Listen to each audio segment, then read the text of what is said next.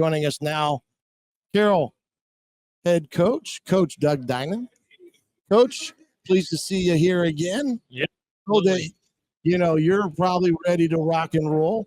I know the only thing that's going to be different for you this year is we're not going to see Jimmy out there anymore. I'm very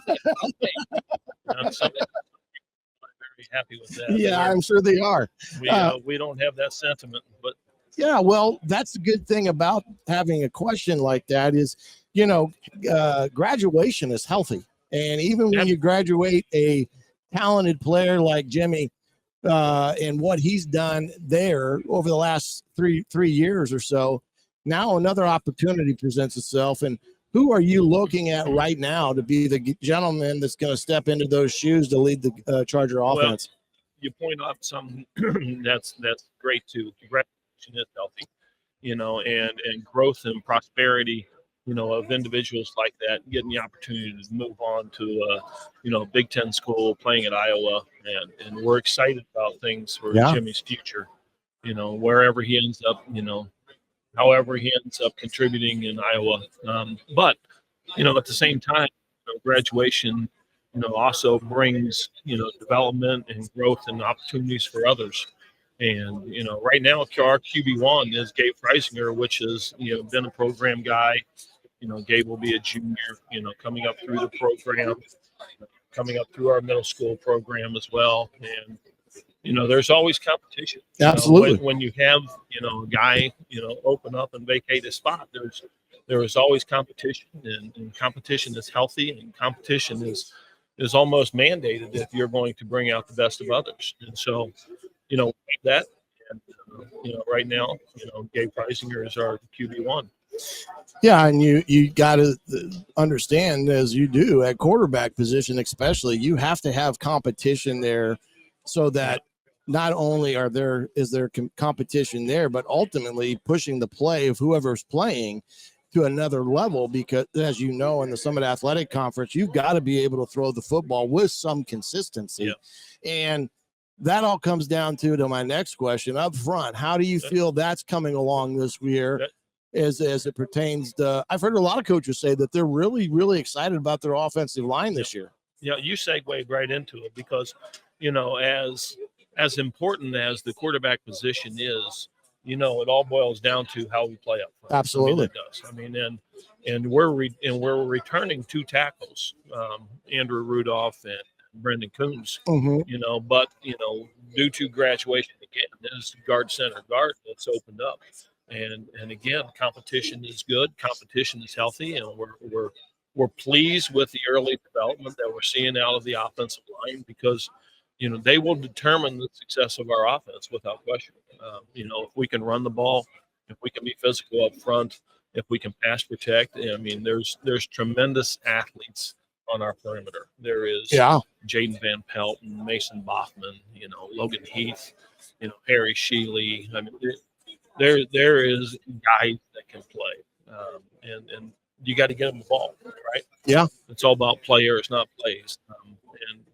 And whoever can lead us and who can get the ball to. All is predicated by, does the quarterback have time?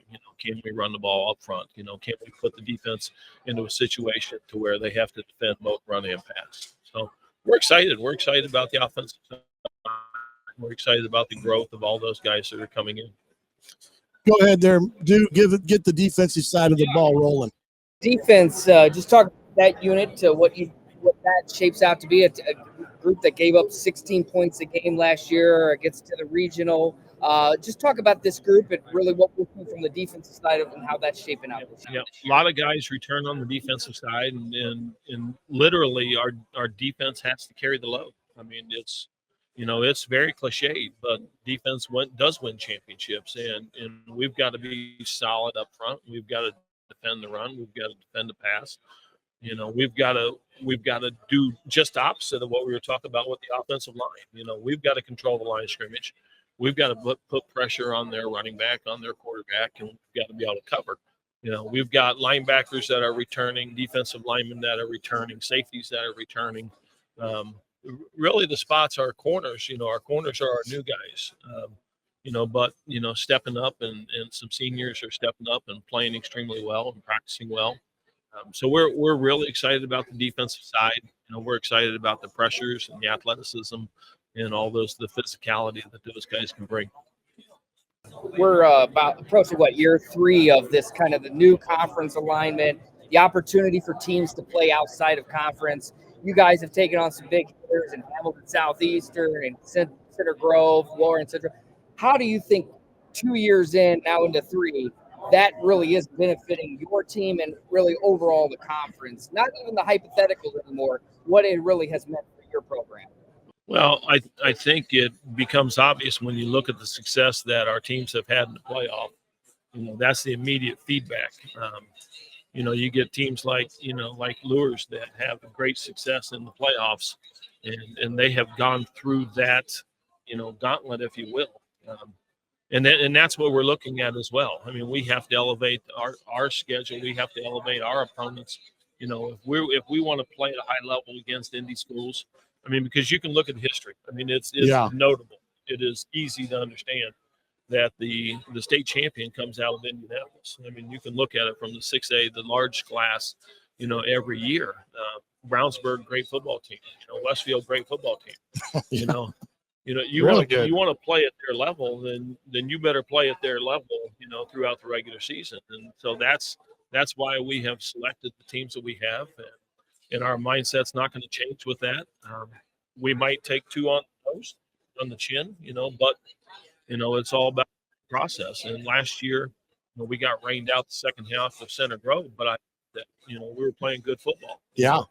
Notably better than we did week 1. And I think that carried into what, if I'm not mistaken, a 9-game stretch of when we won 9 games in a row, 7 in the conference and then 2 in the playoffs. So, I mean, it's, it again, very cliched, but if you want to play at that level, then you got to play those teams at that level. No question. Yeah.